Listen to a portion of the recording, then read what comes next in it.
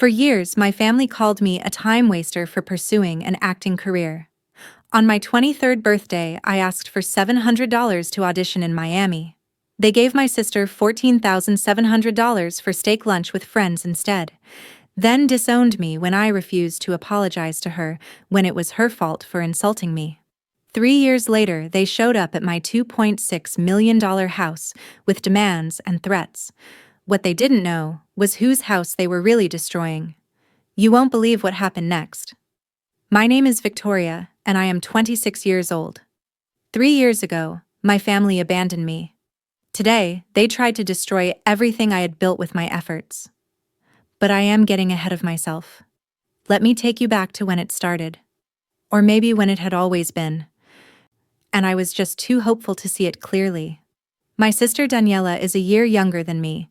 She works as an accountant at a bank. Not a particularly high position, but you would think she owned the entire financial institution based on how she talked about it. And how my parents talked about it. Daniela was perfect in their eyes. Everything she did was right. Every choice she made was sensible. Every career move was brilliant. Never get it wrong. I wanted to be an actress. It has always been my dream since I was little. My father would look at me with disappointment so thick I could feel it pressing on my chest. You're useless, Victoria, wasting your time as an errand girl for movie crews. My mother would add her own version of support. If only you could be like your sister. Daniela has a sensible career. A real job to make us proud. I worked 3 part-time jobs while taking any position I could find on film sets. Production assistant, coffee runner, script supervisor assistant. Anything to be close to the industry. Anything to learn. It's one thing I have learned from a mentor that at least one has to serve and be available before being served also, crawling before walking. So I don't want to skip the steps. Daniela would organize corporate dinners with her banking colleagues, fancy restaurants, expensive wine. Then she would video call me during these dinners. Everyone, this is my sister Victoria. She is an actress. She would laugh. Victoria, do something crazy for us. Act out a scene. Come on, entertain my friends. Her colleagues would watch me on the screen like I was a circus act. I would make an excuse and hang up. Every single time. But she never stopped calling. Years of this. Years of being the punchline. The disappointment. The one who made bad choices. I kept working anyway. Because I loved acting. Because I was good at it. Because some part of me refused to believe that my dream was worthless just because they said it was. Then came my 23rd birthday. I had an opportunity. A real one. Major audition in Miami. The kind that could launch a career. Callback with directors who mattered. 3-day intensive screening and workshop. I had been saving for months, working every shift I could get. I had almost enough money. Almost. I needed $700 more. Just $700. For travel. For accommodation. For the workshop fee. I asked my parents for help. We were sitting in the kitchen. Daniela was there too, scrolling on her phone. Barely paying attention. I have an audition in Miami, I said. It's a major opportunity. I've saved most of the money, but I need $700 more. Can you help me, please? My father did not even look up from his newspaper. Victoria, stop wasting our time with your confused dreams. It's not confused, Dad. This is a real audition. Professional directors. This could change everything for me. My mother sighed. You're 23 years old and still chasing fantasies like a child. When are you going to grow up? I am grown up. I'm working toward my career. I just need help this one time. The answer is no, my father said. We're not funding your delusions. I sat there, feeling the familiar weight of their disappointment. The same weight I had carried for years. Then Daniela looked up from her phone. Mom, Dad. Remember I have that corporate lunch next week? The steak place downtown? Oh yes. My mother brightened immediately. How much do you need, sweetheart? Probably around $14,000. There are going to be some senior managers there. I need to make a good impression. $14,700 for lunch with friends. I watched my father pull out his wallet without hesitation. Of course. Whatever you need, Daniela. This is the kind of networking that matters. I sat there in silence. $700. That was all I needed. And they had just given my sister $14,700 for a lunch. Daniela caught my expression and smirked.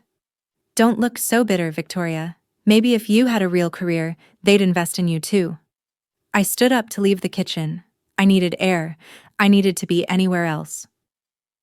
Where are you going? Daniela called after me. The dishes need washing. At least make yourself useful since you're too stupid for real work. Wash them yourself. She followed me out of the kitchen. Excuse me. I asked you to do something. And I said no. I'm not your maid. She grabbed my arm, trying to force me to turn around. I pulled away, and in the process I pushed her back. Not hard, just defensive, just creating space. She screamed. Literally screamed like I had attacked her. My parents rushed in. What happened?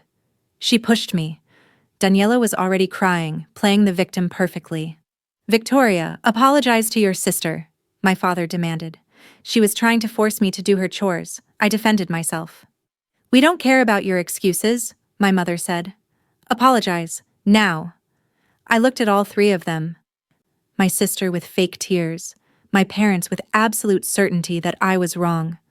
No. My father's face went dark. Then you have two choices, Victoria. Leave this house or start paying $800 rent, starting today. It's my birthday. Then you have until midnight to decide, my mother added. We're done supporting your delusions. Daniela is our priority now. Daniela smiled through her fake tears. Should have been a better daughter. I packed my things that night. 1 suitcase, 1 backpack. Everything I owned that mattered. No one stopped me. No one apologized. No one said happy birthday. I called my best friend Sarah from the street corner who always knows of my predicament and always supported me whenever she can. She picked me up within minutes. Stay with us, Sarah said. For as long as you need. Her parents welcomed me like I was their own daughter. Sarah handed me an envelope the next day.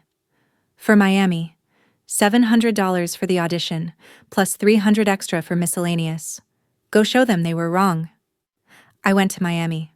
I auditioned. I landed a small role in a television series, and I vowed to outwork myself on this project, because all I ever prayed for was one chance to prove myself. That role led to another. Then another. My talent spoke louder than my family ever had. 3 years later, I was a working actress. Not famous, but successful. Recurring roles in 2 hit series. 5 figures per episode. Enough to buy a $2.6 million beach view house, because I have always prioritized having my own apartment first before any other things can follow. The news broke in entertainment publications. Rising star Victoria Hart purchases luxury property. Within hours, my phone started buzzing with calls and texts from the family who had disowned me. My father's text, "The family wants to organize a house party at your place. Send address." My mother, "We should see what our daughter has accomplished. When can we visit?" Daniela, "About time you contributed to the family. I deserve a room there." Not one apology, not one acknowledgement of how they had thrown me away, just demands, entitlement, like they had a right to my success. I ignored every message. Sarah was my manager now. We had built a business together, co-owned properties in 3 cities. Her parents had been my family through everything. They had earned that title. My biological family had not. I thought that silence would be enough, that they would take the hint. On Wednesday afternoon, 3 years and 4 months after they disowned me, my phone buzzed with a text from the building security. 3 people claiming to be your family are in the lobby. Should I send them up? I did not respond because I was dumbfounded and didn't know how to feel, only for the security to ignore my silence and let them through anyway. I was in the apartment when I heard the elevator ding. Then my father's voice in the hallway, loud and commanding as always. "She can't ignore us forever. This is family business now." I stood in the middle of the luxury living room, surrounded by expensive camera equipment and lighting rigs for tomorrow's shoot. They thought this was my house. The door opened. I had left it unlocked because the production crew was arriving later that evening to set up for tomorrow's shoot. My father walked in first, looked around the luxury apartment with an expression that was almost pride. Almost. "This is impressive," he said. "Took you long enough to amount to something." My mother followed, examining the furniture like she was appraising it. "I always knew you'd succeed if you listened to us." I don't even understand what she meant by that statement. Daniela was already taking selfies against the floor-to-ceiling windows. "Wait until my corporate friends see where my sister lives." Not one of them acknowledged what they had done. Not one apology for disowning me on my birthday. For giving my sister $14,700 while denying me $700. For 3 years of silence. They acted like my success validated their treatment of me, like they had been right all along. "How did you get in here?" I asked. "The building let us up," my father said dismissively. "We're family. Now, we need to discuss your obligations." "I don't have any obligations to you. You disowned me." My mother waved her hand like I was being dramatic. "That was tough love, Victoria. Look how well you turned out. Clearly, it worked." I stared at her. "You kicked me out on my birthday and never called me again. What did you call that again?" "We're here now," my father said. "That's what matters. Now, your sister deserves equal rights to this house. She's family. She deserves the same luxury you have." I felt something cold settle in my chest. Equal rights? At minimum, she needs a unit here. 2 bedrooms. This place is clearly big enough. I laughed. I could not help it. "You want me to give Daniela part of this house?" "It's only fair," my mother said. "We raised you both. You can't just hoard your success." "No." The word hung in the air. My father's expression darkened. "Excuse me?" I said no. "This isn't happening. You need to leave." "Victoria, be reasonable. I asked you for $700 on my 23rd birthday. You called me a time waster, refused to help me, and kicked me out of your house. You don't get to walk back in and make demands. If you have ever had family abandon you when you needed them, then show up when you succeeded. You know exactly how I felt standing there. Let me know in the comments." My father took a step toward me. "You have 10 minutes to reconsider. Give your sister access to this property, or we will have no choice." "No choice for what?" "To make you understand family loyalty." I pulled out my phone. "I'm calling security. All of you need to leave now." That is when Daniela grabbed an expensive crystal vase from the side table. She held it up, smiling. "Better reconsider, big sister." Then she dropped it. The crystal shattered across the hardwood floor. Thousands of dollars in pieces. "Oops." I stared at the broken glass. "What are you doing?" My mother pushed over a decorative sculpture. It crashed against the wall, leaving a dent in the plaster. "You're forcing our hand," my father said. "If you won't share willingly, then maybe you need to learn what happens when you disrespect your family." They started destroying everything. The chandelier. My father pulled it down. $10,000 in crystal and gold, shattered on the floor. Camera equipment. Daniela kicked over a professional rig. $30,000 worth of gear, ruined. Lighting stands. My mother toppled them like dominoes. Bulbs exploding. Electronics sparking. I was screaming. "Stop! You're making the biggest mistake of your lives. Stop!"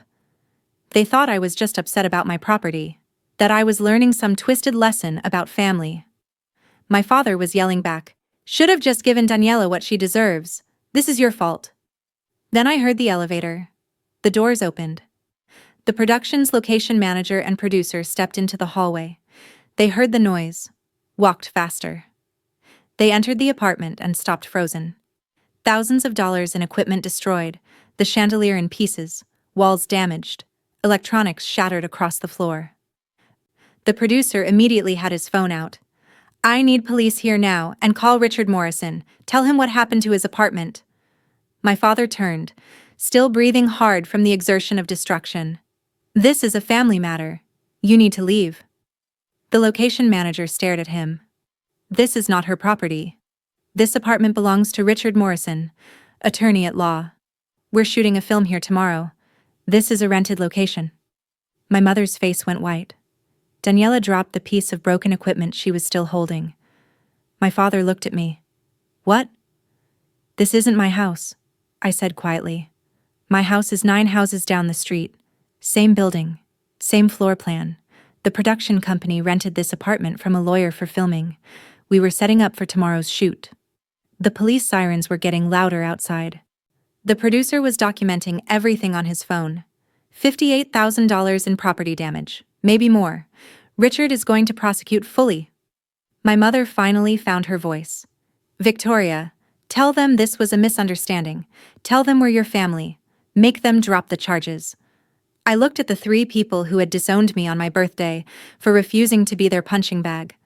The 3 people who had just broken into a lawyer's apartment and destroyed $58,000 worth of property because I would not give them what they felt entitled to. I smiled. I think I'll let the lawyer decide what to do with you. The police took statements from everyone. The producer showed them videos he had recorded of the destruction. The location manager provided the rental agreement showing this was Richard Morrison's property, not mine. I explained what happened. They demanded I give my sister partial ownership of what they thought was my house. When I refused, they started destroying everything. I told them to stop multiple times. One of the officers looked at my father. So you broke into a property that wasn't even hers and caused... He checked his notes. $58,000 in damage? We thought it was her apartment. My father tried to explain. We didn't know. What if it was hers? You destroyed property because she wouldn't give you what you wanted. The officer said. That's criminal mischief, breaking and entering, and destruction of property. The handcuffs came out. My mother was crying. Victoria, please, tell them we didn't mean it. Tell them we're your family. I told you to leave, I said. You didn't listen. Daniela screamed as they cuffed her. You set us up. You knew this wasn't your house. I told you no. You chose to destroy property anyway. All 3 were arrested. As they were led to the police cars, my father shouted back at me. You'll regret this. We're your family. You can't do this to us. I watched silently as they were driven away. Richard Morrison filed full charges. He would not drop anything. When I gave my statement to his office, I explained the full history, the disownment, the years of dismissal, how they showed up making demands after abandoning me. Richard's paralegal took notes. They sound lovely. They're facing serious charges, Richard told me later. Breaking and entering, criminal mischief, destruction of property worth over $50,000. They're looking at criminal records, significant fines, possible jail time. Within days, they started calling from jail. The first calls were angry, demanding I fix this, insisting it was my fault. Then the calls changed, became desperate, begging. My mother's voicemail. We made a mistake. We'll apologize for everything, just get us out of here. Daniela's text. I'll never ask you for anything again, I promise. Please help me. My father's message, his voice breaking. I was wrong. About everything. I see that now. Please, Victoria, help us. I did not respond to any of them. Days passed. Their bail was set high. They could not afford it. My father's employer was threatening to fire him. Daniela's bank position was at risk. Criminal charges meant criminal records. Their lives were unraveling. Sarah found me staring at my phone one evening. They're still calling? Every day. What do you want to do? I set the phone down. Let them face consequences. They earned this. Sarah's mother came over that night with her father. They sat with me in my actual apartment, 9 doors down from the destroyed one. What do you want to do, sweetheart? Sarah's mother asked gently. Let them rot, I said. They destroyed everything, like they always do. And you'd be justified, Sarah's father said. No one here would blame you. But... I could hear the but coming. But imagine you help them, Sarah said carefully. You pay their bail and the damages. Then you're done. Clean break. You walk away with no guilt. They can never say you didn't give them one final chance. They don't deserve a final chance. You're right, Sarah's mother said, but you deserve peace. And peace means closing this chapter on your terms, not theirs. I looked at the three people who had been my real family for the past 3 years, who had taken me in when I had nowhere to go, who had believed in me when my own blood gave up. If I help them, I said slowly, it's the last thing I ever do for them. The absolute last. Sarah nodded. That's fair. Set your boundaries and stick to them. I paid their bail the next morning, $58,000 for the damages to Richard's apartment, another $15,000 for their bail bonds. Richard agreed to drop the charges after payment, though the arrests would remain on their records. You're more generous than they deserve, he told me. I'm not doing it for them, I said. I'm doing it for me and for the people I respected. They were released 2 days later. I agreed to meet them outside the courthouse. Just once. Just to make things clear. My father saw me first. He tried to walk toward me with his arms open. Victoria, thank you. We can start over now. I stepped back before he could touch me. No, we can't. But you helped us, my mother said. That means I paid your debt. Nothing more. This is the last time we speak. You don't call me. You don't text me. You don't show up at my home or my work. We're done. Daniela's voice was small. But we're family. You stopped being my family when you disowned me on my 23rd birthday. When you gave my sister $14,700 for lunch while telling me $700 for my career was a waste. When you made me the punchline of every family gathering. When you demanded I give up what I earned because you felt entitled to it. My father tried again. We made mistakes. We can fix this. No, you can't. I helped you because Sarah's family asked me to. They're my real family.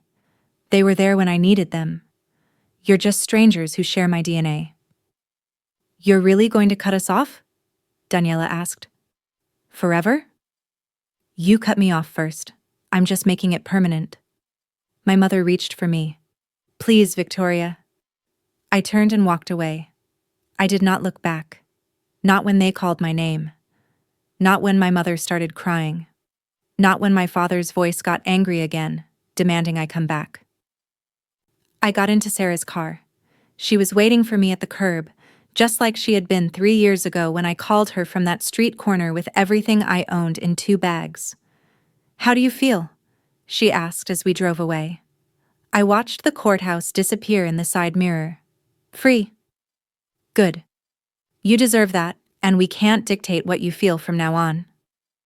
We drove back to my actual apartment, the one 9 doors down from where they had destroyed everything, the one with the ocean view, and the life I had built without them. Sarah's parents were there when we arrived, with dinner already made. Her mother hugged me. Proud of you, sweetheart.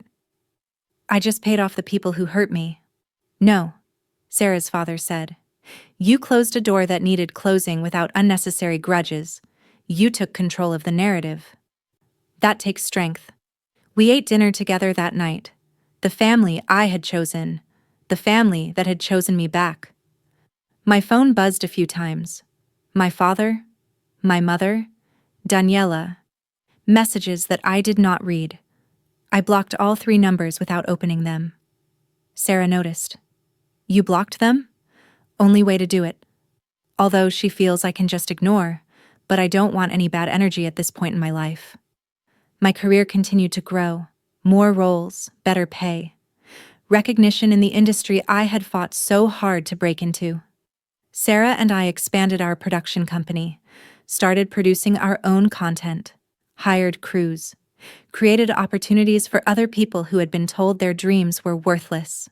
A year after the courthouse meeting, I was at a film premiere, red carpet, cameras flashing, Sarah beside me as my manager and best friend. A reporter asked about my family, whether they were proud of my success. I smiled. My family is very proud. They've supported me through everything. Sarah squeezed my hand. The reporter assumed I meant my parents. I did not correct them. Let them think what they wanted. I knew who I was talking about, because I remembered the girl who asked for $700 to chase her dream, the girl who was called useless and stupid and a time waster, the girl who was kicked out on her birthday for refusing to be a punching bag. I remembered her. And I protected her by refusing to let the people who hurt her do it again. That's choosing yourself when no one else will. Thanks for listening to the end. If you've ever been abandoned by family when you needed them, then had them demand access to your success, remember this: you don't owe loyalty to people who showed you none. You can help them if you choose, but never forget who was there when it mattered. Don't forget to like and subscribe for more stories about setting boundaries and choosing yourself. Let me know in the comments, would you have helped your family after what they did? Or would you have let them face the consequences alone? Because sometimes, the kindest thing you can do for yourself is close a door that should never have been opened in the first place.